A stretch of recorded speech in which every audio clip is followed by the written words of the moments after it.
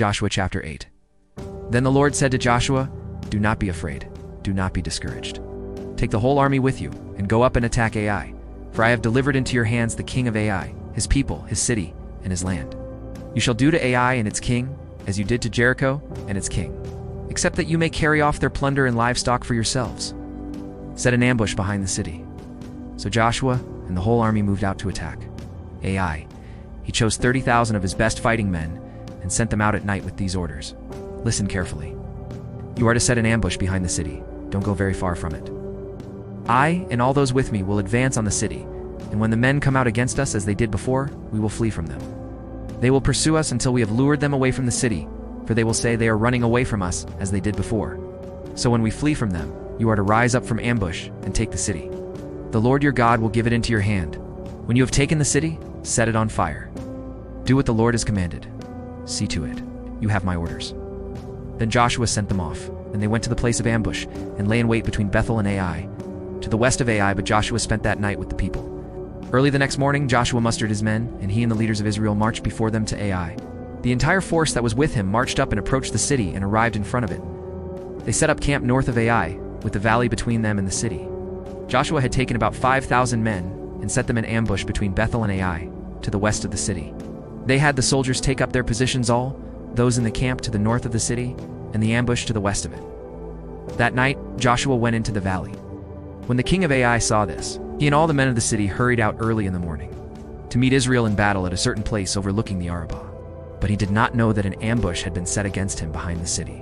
Joshua and all Israel let themselves be driven back before them, and they fled toward the desert. All the men of Ai were called to pursue them, and they pursued Joshua and were lured away from the city. Not a man remained in Ai or Bethel who did not go after Israel. They left the city open and went in pursuit of Israel.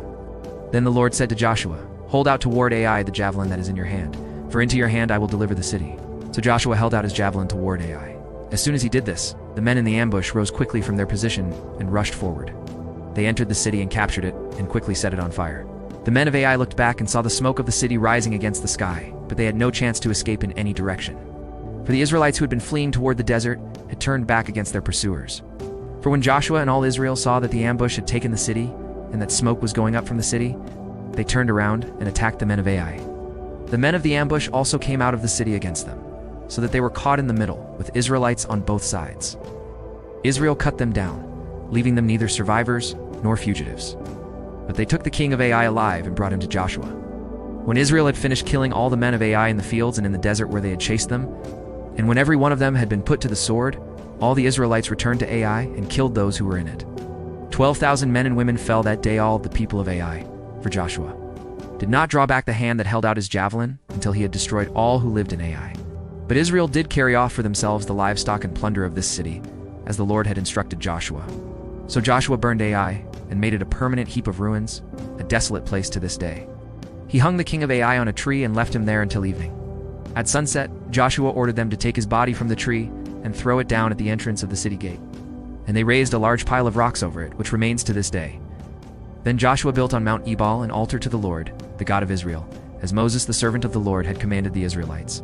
He built it according to what is written in the book of the law of Moses, an altar of uncut stones, on which no iron tool had been used. On it they offered to the Lord burnt offerings and sacrificed fellowship offerings. There, in the presence of the Israelites, Joshua copied on stones the law of Moses, which he had written. All Israel, aliens and citizens alike, with their elders, officials, and judges, were standing on both sides of the ark of the covenant of the Lord, facing those who carried it, the priests, who were Levites. Half of the people stood in front of Mount Gerizim, and half of them in front of Mount Ebal, as Moses the servant of the Lord had formerly commanded when he gave instructions to bless the people of Israel. Afterward, Joshua read all the words of the law of the blessings and the curses, just as it is written in the book of the law. There was not a word of all that Moses had commanded that Joshua did not read to the whole assembly of Israel, including the women and children and the aliens who lived among them.